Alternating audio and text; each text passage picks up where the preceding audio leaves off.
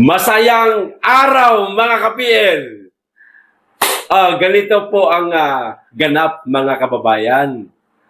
Habang nagaganap po ang press conference nitong si Leandro Legarda Laviste mga kababayan, meron pong biglang tumawag sa kanya na opisyal mismo ng DPWH mga kababayan.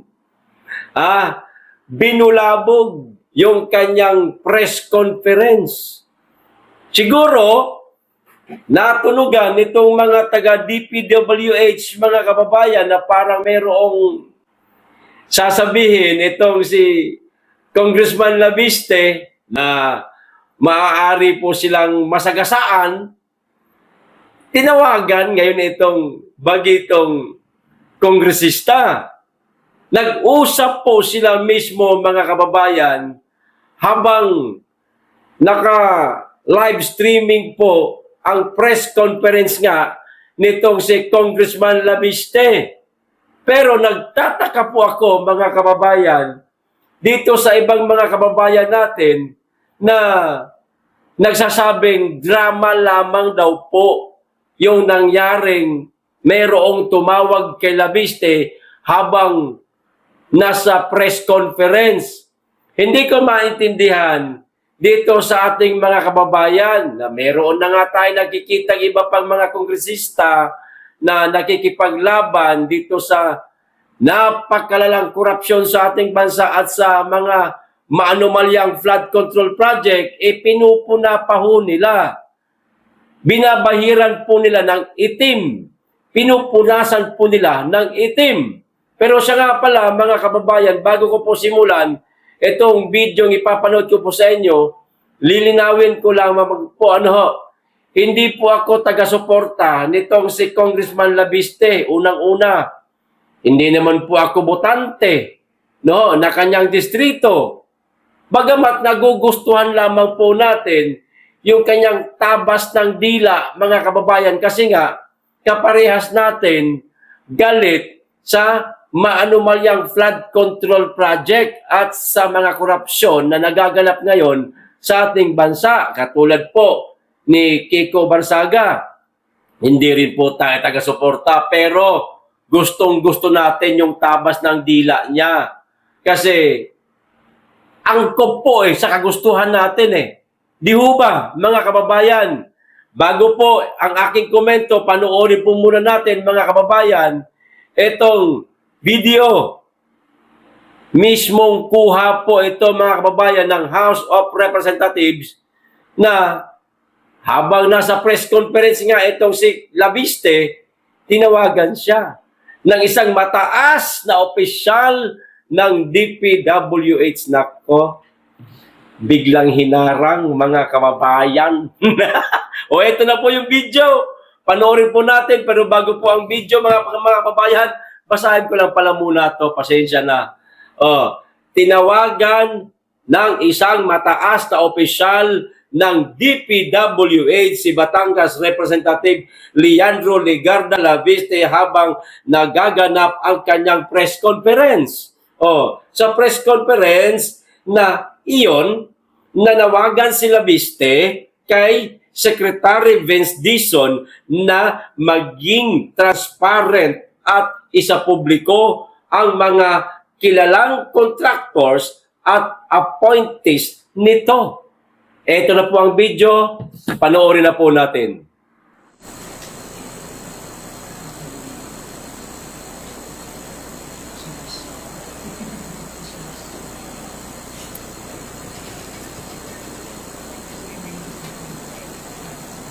Okay po. Okay, sir. Okay, sir.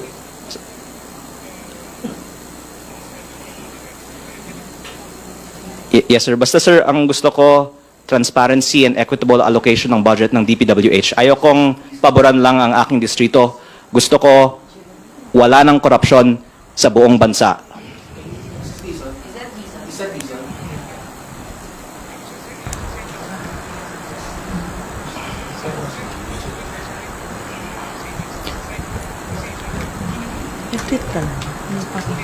Yes, sir. Yes, sir. Basta, sir, pag may savings, sana po, matulungan natin ang buong bansa pag may savings, pag bawasan natin ang presyo sa DPWH.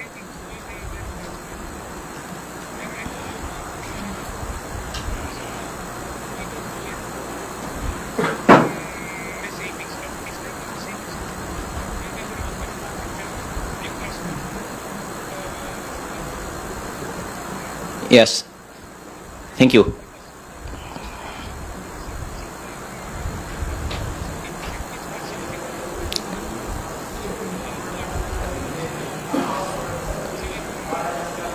Actually, as I said in the press con, I really don't know who's the contractor in your team, but if you can ask them and come clean to the public, then that would, I think, be a sign that there's real change now in DPWH.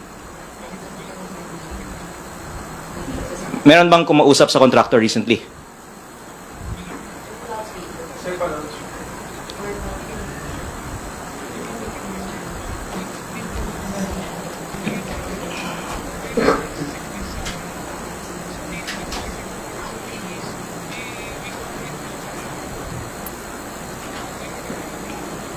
Yes, as I said naman po, I have not even been told who in your team is a contractor.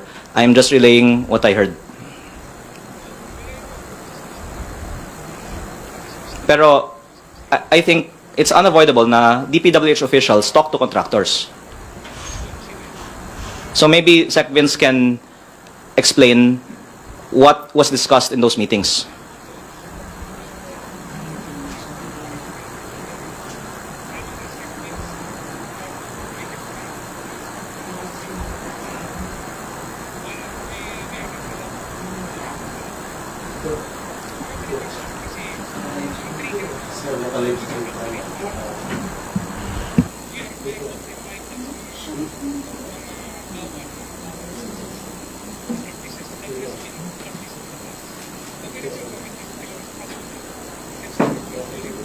Thank you very much.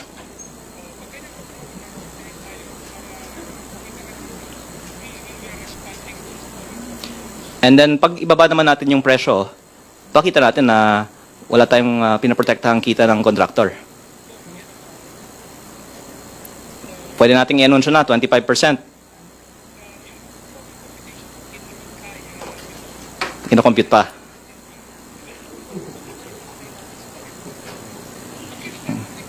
Okay. Thank you.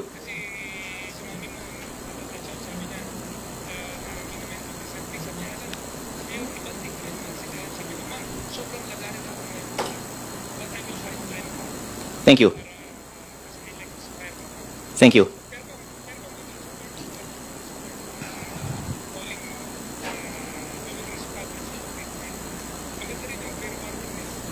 Yes. Thank you. And even beyond the appointees, of course, we know that the bureaucracy of DPWH is still intact from the past. So it would be good to also use this as a warning to others who are contractors in their bureaucracy.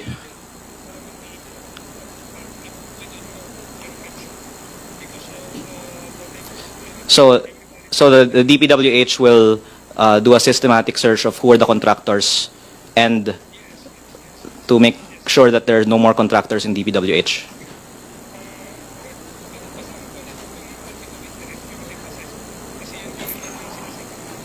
Yes. Yes, thank you. Thank you. Thank you. Bye. Sir, si Sec ba ang inyong kausap? Si Sec Hindi. Out of respect for the person, you can derive from my conversation that he is from there and from DPWH and baka hindi na ako tatawagan pag sabihin ko eh. Pero at least like I can say that their response is kung meron man tatanggalin nila. Of course, there should not be contractors who work in DPWH.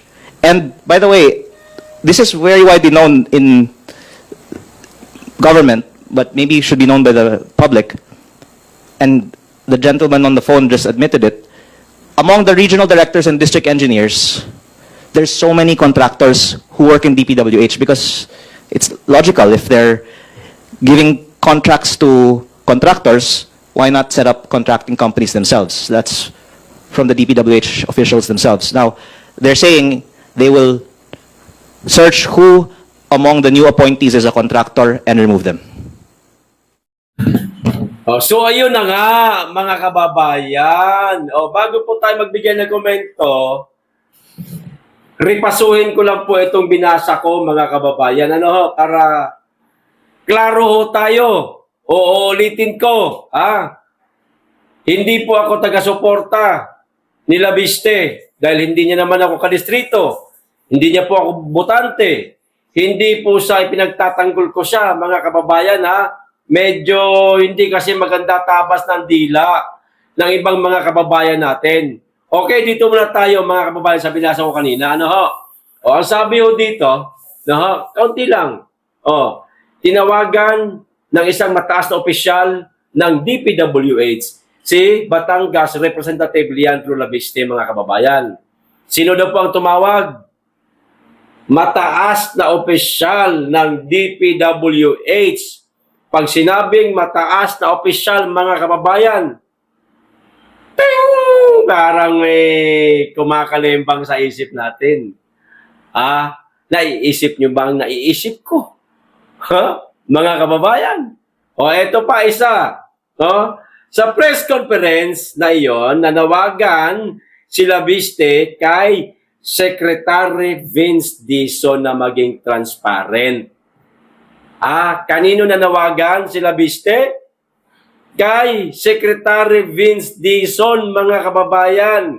Ngayon, ang tanong ho natin, tulad po ng katanungan ng mga media, pagkatapos niyang ibaba ang telepono, ang tanong po ng mga media, si Secretary po ba yon, Congressman? Hindi niya po direktang sinagot. Sabi niya, kapag nga naman daw sinabi niya kung sino daw yung tumawag sa kanya, baka hindi na siya tawagan uli. Mga kababayan. So, kinakailangan niya ulit yung tawag na yon para makakuha siya ng mga panibagong info tungkol dito sa napakalalang korupsyon sa ating bansa, lalong-lalo na sa flood control project na nadadawit nga itong DPWH, mga kababayan. Pero, nilinaw niya naman po. Sinabi niya na nagmula nga yung tawag na iyon doon sa ahensya o sa ahensya ng DPWH. Maliwanag. Maraming sinabi sa kanya doon sa telepono. Nadidinig naman natin yung kapirasong boses na pipick up nung mikropono na nasa harapan ni Congressman Labiste. Di ba, mga kababayan? At legit na meron talaga siyang kausap kasi meron tayong naririnig na kapirasong boses. Hindi ko nga nilagyan ng music background yung video para malaman natin kung totoo bang meron siyang kausap. Kasi ganito po ang di ko malaman kung paninira o nagdududa lang yung ating mga kababayan. Yung iilan na di umano daw, drama lang daw yun, mga kababayan. Drama lang daw yun ni Labiste at ng taga-DPWH. Bakit? Pwede naman daw hindi sagutin ni Labiste yung tawag habang nasa press conference siya. Importante nga yung tawag Kasi nandoon na sa momentum si Labiste na nananawagan na siya sa tawag dito sa DPWH. Ayan, nawala tuloy tayo. Siya na. DPWH na lang, pahahabain pa natin Nanawagan na siya, naroon na siya sa momentum na yon. Ngayon, siguro tamang nanonood sa kanya yung mga taga DPWH, Tapos parang aakma na meron ng mabigat na bibitawan nitong si Labiste, hindi nakatiis itong mga taga-DPWH at tinawagan yung kongresista. Hindi po natin alam kasi hindi naman po natin narinig ang mga sinasabi ng taga-DPWH kay Laviste. Bagamat merong kaperasong boses na lumalabas mula sa kanyang telepono pero hindi pa rin po yun malinaw. Di ba? Kaya nga, yung ating mga kababayan, isa sa mga komento nila rito sa pagsagot ni Laviste sa telepono habang naka-press conference, sayang daw. Bakit? Hindi man lamang daw ni loudspeaker ni Laviste. Karapatan niya ho yun, mga kababayan, kung hindi niya po iparinig. Ano nga yun confidential yung tawag na yun. Kasi kung hindi yun confidential, habang nasa press conference siya, pwede niya pong hindi sagutin yun. Pwede niyang i-cancel. Patayin yung kanyang telepono. Siguro, yung tumawag sa kanya, yung mataas talaga na opisyal ng DPWH, no, bagamat wala siyang pinangalanan, sinagot niya ngayon. No, para malaman niya, no, mga kababayan, kung ano ang nais iparating sa kanya nitong taga DPWH. Nako, mahirap doon, mga kababayan. Baka mayroong sinabi kay Laviste na iwasan mo munang banggitin ito, yung ganyan, yung ganire. Sira na ang DPWH, lalo pag masira.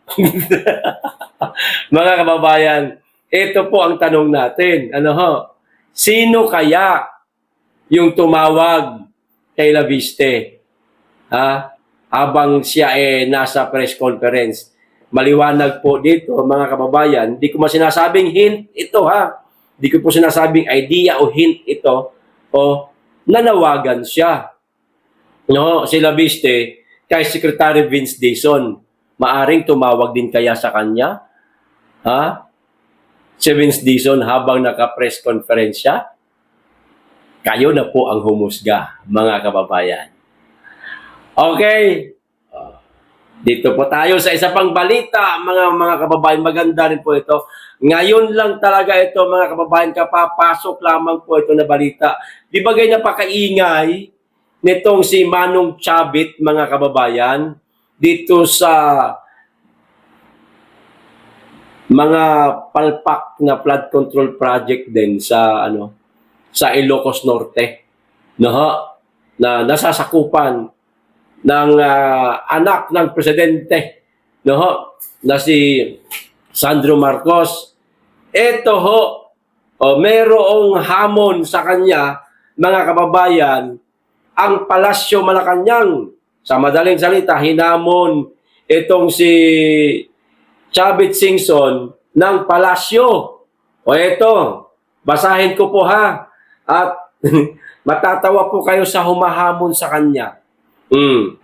Palasyo, hinamon si Chavit Singson. Ayan, hinamon ng Malacanang si dating Ilocosur Governor Luis Chavit Singson na patunayan ang bintang nito na mayroong mga proyektong kahina-hinala umano sa Ilocos Norte. Tapusin ko lang to, tsaka tayo magbibigay ng komento para mapangalanan natin kung sino itong humamon kay Chavit Singson.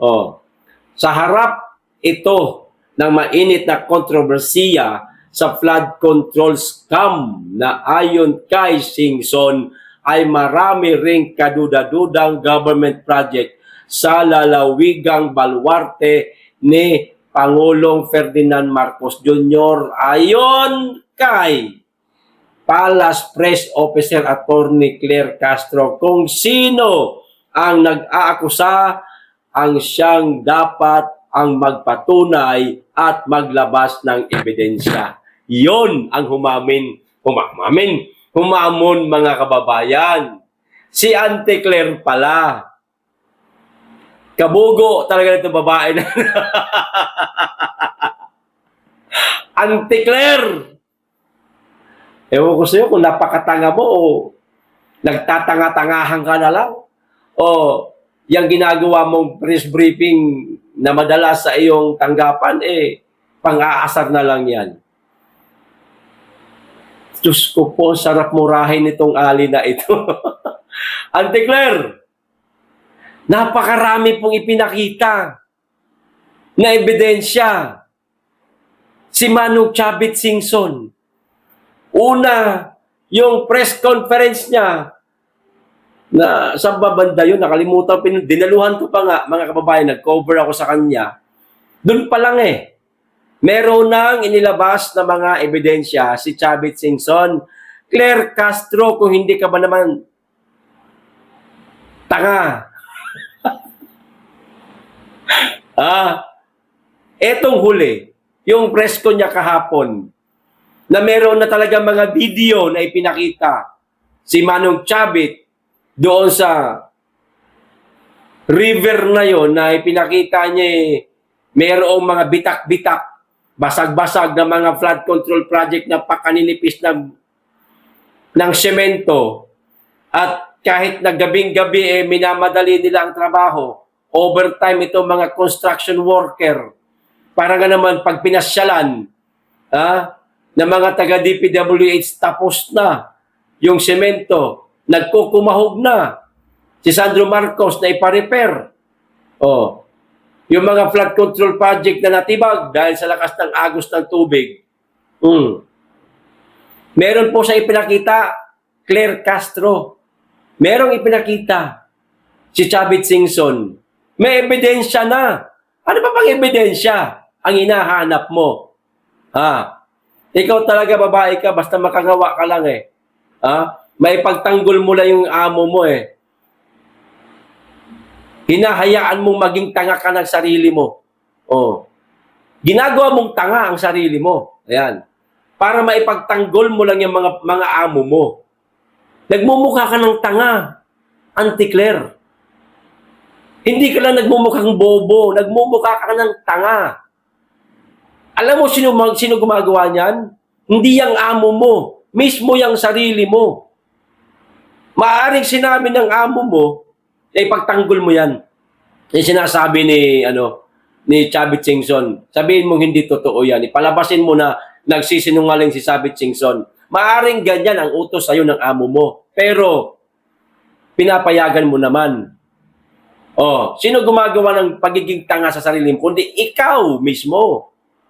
Hindi ang Pangulo mo. Kasi pwede mo namang sabihin na totoo na mayroong flood control project sa distrito mismo ni Sandro Marcos o baluarte ni Pangulong Marcos. Pero sa tagal ng panahon, nakasira na ito. Kaya yan ngayon, ipinare-repair. Yan yung sinasabi ni Chavit Singson. Pwede mong ganun, palabasin ng ganun.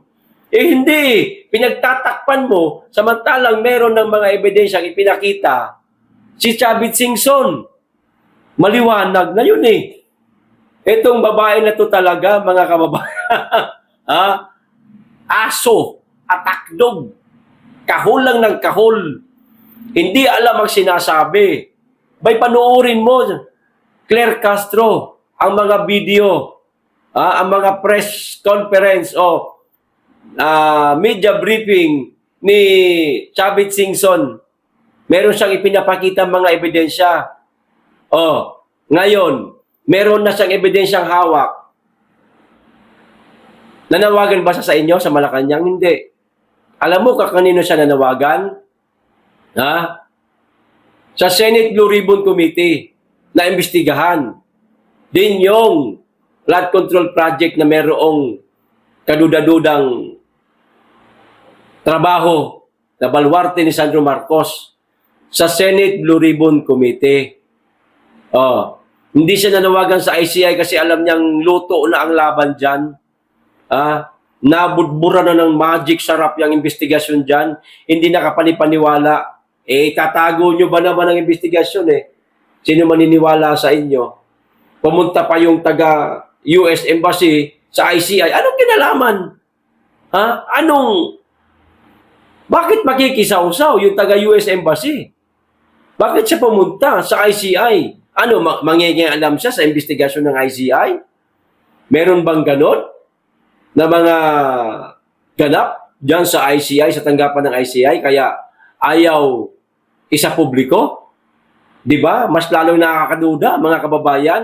Nagduda na nga tayo doon sa hindi nila isa publiko ang pagdinig sa ICI, mas lalo ho tayo nagduda na mayroong bumisita na taga-US Embassy. Ano ang gagawin niya? Ano ang pakialam nila? Sa napakalalang korupsyon sa ating bansa, hindi naman sila Pilipino.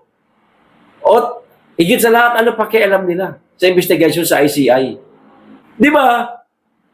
Anong pakialam ng Amerika? O di mas lalo nakakaduda. Di ba mga kababayan? O ngayon, DPWH, meron na pong inilabas na ebidensya si Chavit Singson. Hindi lang mga litrato, video na talaga. Meron akong video nasa baba, mapapanood po ninyo mga kababayan, yung press con kahapon ni Chavit Singson. May mga video na po siyang ipinalabas, ipinakita. Kinuha na nila, pinuntahan talaga nila yung lugar ng mga palpak na flood control project sa baluarte ni Pangulong Marcos at ni Sandro Marcos. DPWH, baka naman aksyonan nyo. Baka naman pwede nyo puntahan yung lugar na yung ipinakita ni Chavit Singson. Bakit parang namimili lang ho kayo? Umabot pa kayo sa Davao na wala naman kayo nakita. Walang flood control na palpak sa Davao City. Sa Davao Region na lang. Buong Davao Region, wala kayong makikitang ganun. Mas lalo na kung Davao City. Pag sinabi kasing Davao Region, kumpleto lahat yan. Oriental, De Oro, Occidental, Davao City, Davao del Sur. At saka De Oro, yan.